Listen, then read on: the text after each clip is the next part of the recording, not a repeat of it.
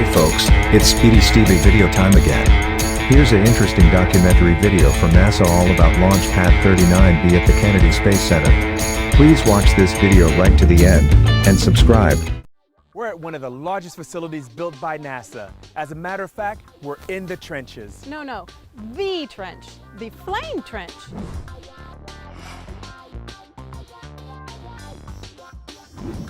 I'm Yves Lamotte, and we're checked in at the Kennedy Space Center, our multi-user spaceport. We have our boarding pass to the launch pad, and with me today is Regina Spellman. Hi, Regina. Hi, Yves. How are you doing today? And Regina Spellman is the launch pad project manager, and she's going to tell us a little bit more about the launch pad. Yeah, well, today you're here at Launch Complex 39B. The reason it's B is that we have two pads actually at Kennedy Space Center. We have 39A and 39B. These were both built back in the 60s for the Saturn program. They're just over 50 years old. Pad A was completed first, and that was really the workhorse during the Saturn program, and then B was built 2 years afterwards. We did see the launch of Apollo 10 out here.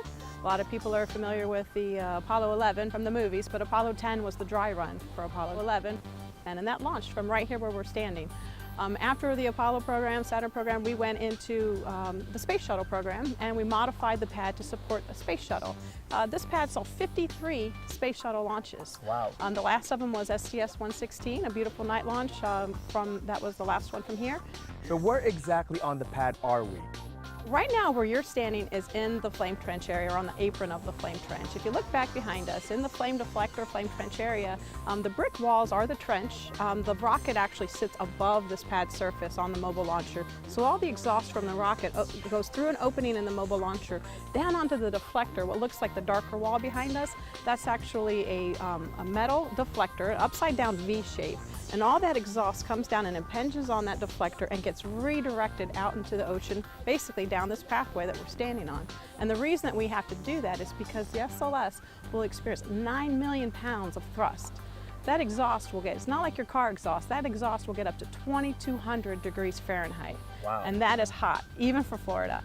Now I see 3 tall towers with those long poles on top of them. What exactly are those? Yeah, so Florida is very active lightning. It's known as the lightning capital of the world. So we have erected these lightning towers. These towers are so tall because any vehicle that could leave the vehicle assembly building could be protected by these lightning protection towers.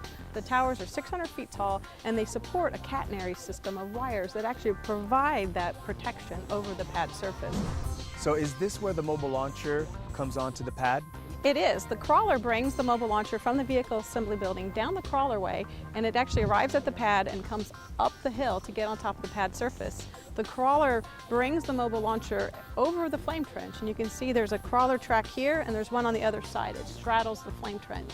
When the crawler sits the mobile launcher down, it gets out of the way and the pad takes it from there. There's a tower behind us. It's a 400,000 gallon water tower. That's about the same size as 27 average size swimming pools, if you can imagine. And all that water gets dumped out in less than 25 seconds. And the purpose of that water is to keep all of this structure cool, but more importantly, it also prevents the sound wave from the vehicle. If you think of 9 million pounds of thrust, how loud that must be, and exhausting from the vehicle, that sound wave could bounce back off of the structural steel of the mobile launcher and reflect back onto the launch vehicle and cause damage. But the water that's going into the exhaust hole helps to dampen that.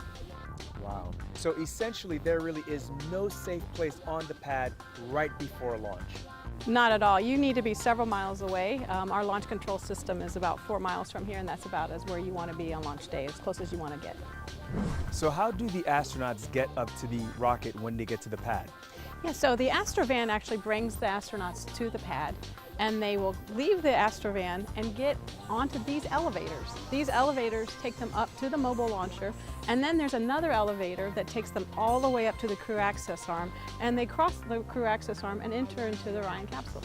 Well, thank you, Regina, for coming out and sharing all this knowledge with us about the pad. I'm Yves Lamotte from the Kennedy Space Center, our multi-user spaceport, and we're getting out of the trenches. The flame trench. That's it for another Speedistevie video. Subscribe now.